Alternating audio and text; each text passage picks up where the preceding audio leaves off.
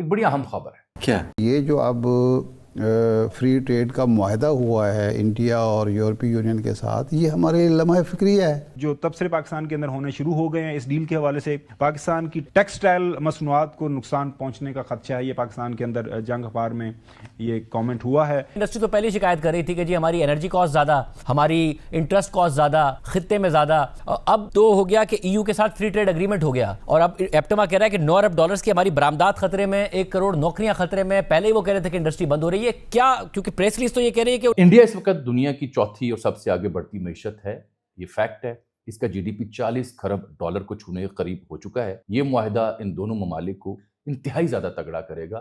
As far as trade is concerned, trade میں بہت کمال ہو جائے گا. لیکن بھارت نے اپنی طاقت منوا لی ہے. اب میں آپ کو عرض کر دوں، یورپین یونین کے ساتھ جو معاہدہ ہوا ہے اس کے بعد یورپین یونین نے جملہ کیا کہا ہے اس پہ غور کیجیے. وہ یہ کہتے ہیں کہ آج ہم یہ کہہ سکتے ہیں کہ بھارت اور یورپین یونین مل کر دنیا تاریخ رقم کر دی ہے ہم نے. ابھی آپ نے گنوایا کہ پورا گلوب جو ہے نا وہ پاکستان کی حکومت کے ارد گرد گھوم رہا ہے. ہمیں تو بڑی خوشی ہے بھائی اگر گھوم رہا ہے، بٹ واٹ از ہیپننگ؟ عوامی جمہوریہ چین کتنے سالوں بعد اتنا خوفناک بیان دیا انہوں نے. آپ کو تمیز ہی نہیں سمجھنے کی.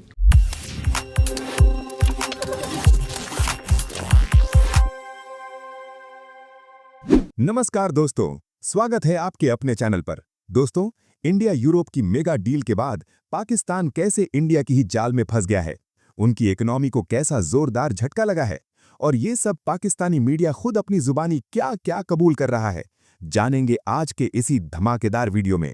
تو دوستوں، اگر ویڈیو پسند آئے تو لائک ضرور کریں، شیئر کریں اور کمنٹ میں اپنی رائے کھل کر لکھیں. اور ایسے ہی دھماکے دار خبروں کے لیے ہمارے چینل کو سبسکرائب کرنا بالکل مت بھولیے گا. پھر ملیں گے اگلے ویڈیو میں. تب تک کے لیے دھنیہ واد.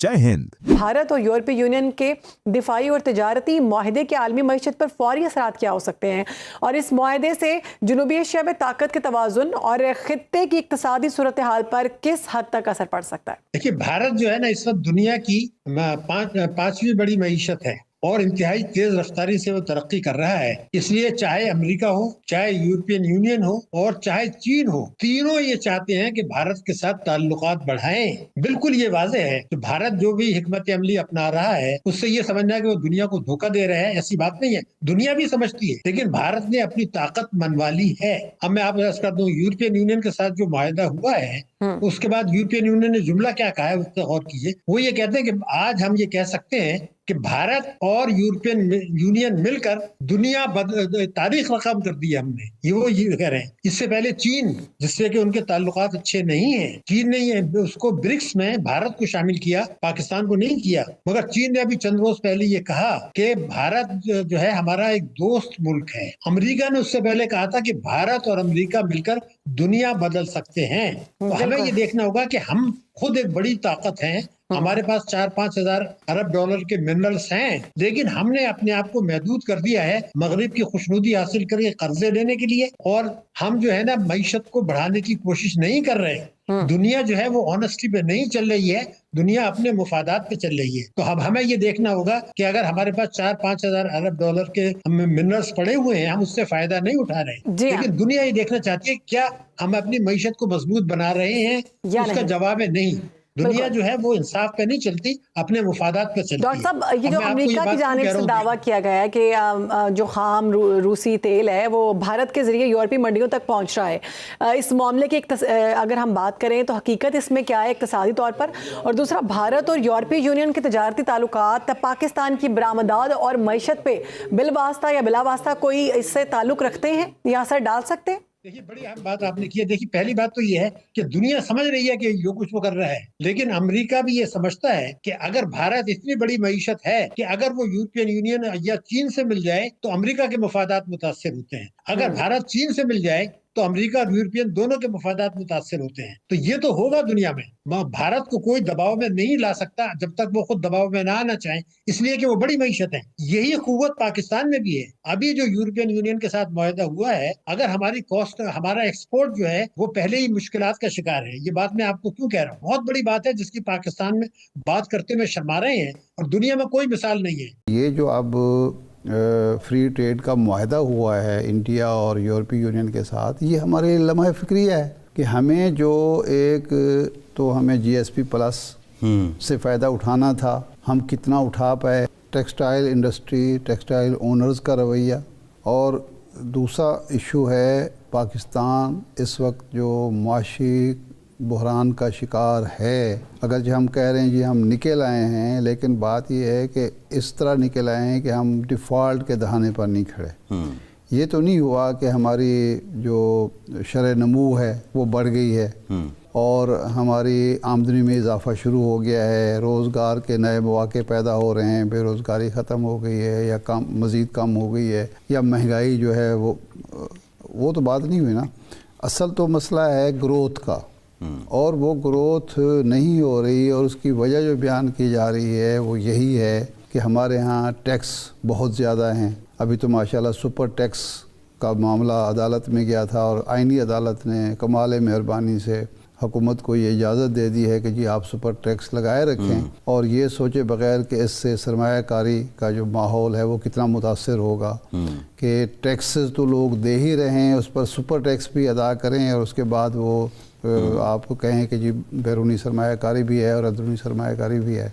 और उसके बाद यानी एक टैक्स का मामला है, एक तवानाई, गैस और बिजली की कीमतें हैं बेतहाशा, लेबर हमारी इंडिया से महंगी है, ये एक और है, और ऊपर से शरह सूद माशाल्लाह 10.5% जो है। दूसरा, ट्रंप ने जो टैक्स इंडिया पर लगाए थे और बांग्लादेश पर और दूसरे मुल्कों पर हमसे कुछ ज़्यादा थे, इंडिया पर तो खैर ज़्यादा ही थे और हम पर कम थे, हमने उससे फ़ायदा उठाना था। तो अब इस फ्री ट्रेड एग्रीमेंट के बाद वो फ़ायदा हम कैसे उठा पाएंगे ये, तो इसलिए इस पर संजीदगी से गौर हुकूमत को करना चाहिए था। मेरा तो ये ख्याल था कि ये जब खबर आई है तो वज़ीर आज़म ने कोई इजलास तलब किया होगा, और आसन इकबाल साहब आज जब आए तो मेरा ख्याल था वो यही ऐलान करेंगे कि पर आज ये सबमिशन हो रहे, जायज़ा ले रहे हैं, आई है ना इनकी जी। लेकिन मेरा सवाल ये है, नहीं वो गौहर एजाज बोलें ना बोलें, आतिफ इकराम कुछ कहें ना कहें, जो डेवलपमेंट हुई है, डेवलपमेंट हुई है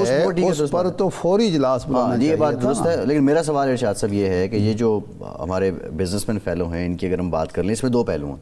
अगर एक्सपोर्ट को मिलती है, टेक्सटाइल को फेवर मिलती है, तो दूसरी जो लार्ज स्केल मैन्युफैक्चरिंग है, दीगर जो मैन्युफैक्चरर्स हैं, उनका भी एक एतराज़ होता है कि आपने उसको बिल्कुल एक गोल्डन मैं तो टेक्सटाइल की बात ही नहीं कर रहा, नहीं आप जनरल बात कर रहे हैं, मैं उनकी बात कर रहा हूं। बिजली है सिर्फ टेक्सटाइल के लिए तो नहीं है ना, वो जो टैक्स हैं ज़्यादा वो सबके लिए हैं। अगर शरह सूद है वो सबके लिए है, तो पूरी इंडस्ट्री को के हवाले से हमें सोचना होगा कि हम एक्सपोर्ट के बगैर दुनिया में अपनी जो चीज़ें हैं बाहर भेजे बगैर अपनी ग्रोथ में इजाफा कैसे कर सकते हैं, अपनी जो दौलत में इजाफा कैसे कर सकते हैं। ब्रीफ कमेंट करते हैं, ये बातें मान ली जाए तो IMF का क्या बनेगा प्रोग्राम? ये दूसरा पहलू है कि IMF ने जो शराइत आयद की हुई हैं वो क्यों की हुई हैं, कि हमने इनकम के ज़राए महदूद किए हुए। जी बिल्कुल। बात यह है कि एक बात समझिए, पाकिस्तान इंडिया जंग के बाद जो ट्रंप की परवाज़ थी, पाकिस्तान के जो दिफाई मामलात थे, सऊदी अरब हो या तुर्किया हो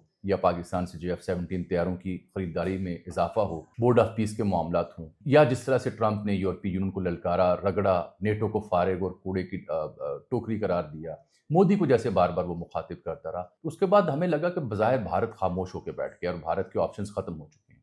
लेकिन भारत खामोशी से अपनी कार्रवाई जारी रखे हुए था, उसने मुतबादल मंडियों की तरफ रुख किया। वजह, उनके पास कुछ है बेचने को, उनके पास IT है, उनके पास केमिकल्स हैं, एग्रीकल्चर फूड्स हैं। अब एक खबर मैं आपको और दूँ कि जो अप्रैल होते हैं, जितने पहनावे होते हैं, जितनी इंडस्ट्री होती है इससे जुड़ी, उसको जो एक्सेस मिलेगी भारत को यूरोप में टैरिफ के बगैर, तो उसका मुकाबला बांग्लादेश और पाकिस्तान कैसे करेंगे, जो जब चीज़ें भेजते हैं तो सर्टन टैक्स और लेवीज तो लगते हैं। ज़ाहिर बात है उन प्रोडक्ट की मांग में इजाफा होगा या उनकी एक्सेस आसान हो जाएगी, तो वो वहाँ पे खाता ज़्यादा बढ़ेगा। पाकिस्तान के लिए खदशात हैं, क्योंकि एक मार्केट जहाँ भारत का इतना असर रसूख हो जाएगा, उसे कम्पीट कैसे करेंगे, जबकि हमारे यहाँ इंडस्ट्री जो है वो अनगिनत चैलेंजेस का ऑलरेडी सामना कर रही है। बिजली महंगी, इंडस्ट्री बंद होने की शिकायत आती हैं, टैक्सेस की बहुत भरमार है, तो बाहर कैसे हम भेजें। तो ये खदशा है कि जो पाकिस्तान के प्रोडक्ट्स हैं, जैसे लेदर की या पहनावे मुख्तलिफ होते हैं, ट्रैक सूट बनते हैं, उनमें भी भारत आ जाएगा और पाकिस्तान को डिसएडवांटेज होगा। इंडिया तो हमसे 100 साल आगे है ٹھیک ہے. انڈیا نے اپنی کوششیں کی ہے, انڈیا اپنی محنت کر رہا ہے, ان کو ہر چیز کا, ان کی گورنمنٹ اچھی جا رہی ہے, ان کے اکانومی بہت اچھی جا رہی ہے, وہ ہم سے کافی آگے ہے اس میں. آپ کے ٹیکسٹائل, آپ کا چاول سب سے بہترین ہے, آپ کے ذریعے آپ کو پانی نہیں ہے, آپ کا وہ جو چاول کا انڈسٹری جو آپ کی چل رہی ہے, ایکسپورٹ ہو رہی تھی, وہ بھی بڑی کافی آتے ہیں, انڈیا نے اپنے کور کر لی ہے. بناسپتی چاول, بناسپتی چاول وہ بھی انڈیا نے اپنے کور کر لیے, اور انڈیا بہت اچھا کام کر رہا ہے یار, ان کے پاس بہت ساری فیسلٹی. اوبیس سی بات ہے کہ جب مارکیٹ ساری انڈیا نے کیپچر کر لی ہے تو پھر ان کا بھی کام کرنے کا کوئی مقصد ہے نہیں. تو بات ساری یہ ہے کہ پاکستان کی ٹیکسٹائلوں کا ویسے ہی بہت برا حال ہے, جو جتنی بھی بڑی بڑی انڈسٹری ہیں پاکستان کی اوور آل بہت برا حال چل رہا ہے. ٹیکسٹائل دن بہ دن بند ہو رہی ہیں, جتنی کھلی ہیں اس سے زیادہ بند بھی ہو رہی ہیں ٹیکسٹائل. پھر آپ دوسری اگر انڈسٹری کی بات کرو, شوگر مل وغیرہ کی, تو تقریباً جتنے بھی بڑے بڑے کام ہیں وہ تقریباً پاکستان کے اندر کلوز ہیں. جو انٹرنیشنل کمپنیز وغیرہ ہیں وہ پاکستان کو لیو کر رہی ہیں. جی بالکل, یہ پاکستان کے لیے تو ایک بہت لمحہ فکر ہے کہ اپنا یہ دوسرے ممالکوں کے ساتھ اس کی ٹریڈ ہو رہی ہے, لیکن پاکستان یوں ٹریڈ نہیں کر پا رہا کہ پاکستان کے پاس کوئی بیسک آئٹم ایسے نہیں ہے جو یورپ ممالک میں آپ کے سیل ہو سکے. ٹھیک ہے, انڈیا میں ٹورزم زیادہ ہے, پاکستان میں ٹورزم بالکل نہ ہونے کے برابر ہے. تو جب آپ کے ممالک میں دوسرے لوگ نہیں آئیں گے تو وہ آپ کی چیزوں کو پسند کیسے کریں گے؟ دیکھیں, مین وجہ تو یہی ہے کہ انڈیا ایک نان مسلم کنٹری ہے, اور پوری نان مسلم ممالک ہیں جو آپ بتا رہے ہیں, یہ یورپین کنٹریز جو ہیں یہ انڈیا کو سپورٹ کرتے ہیں. پاکستان کو یوں نہیں سپورٹ کرتے کہ پاکستان ایک مسلم کنٹری ہے, مسلم کنٹری کو سپورٹ نہیں کرتے یہ لوگ. دنیا سپورٹ کرتی ہے نا ان کو, تو اس لیے کہ وہ ظاہر ہے پھر آبادی بھی بہت بڑی ہے انڈیا کی. مین ریزن یہ بھی ہے کیونکہ یہاں اگر 5 روپے لگاتے ہیں تو وہاں 5,000 روپے لگاتے ہیں. یہ مین وجہ ہے اس کی, اور کوئی وجہ نہیں ہے. میں سمجھتا ہوں صرف یہی وجہ ہے کہ انڈیا میں ساری سہولتیں ہیں being a non Muslim country. Pakistan میں یہ چیز نہیں ہو سکتی ہے. ختم, bye bye, tata, goodbye, گیا.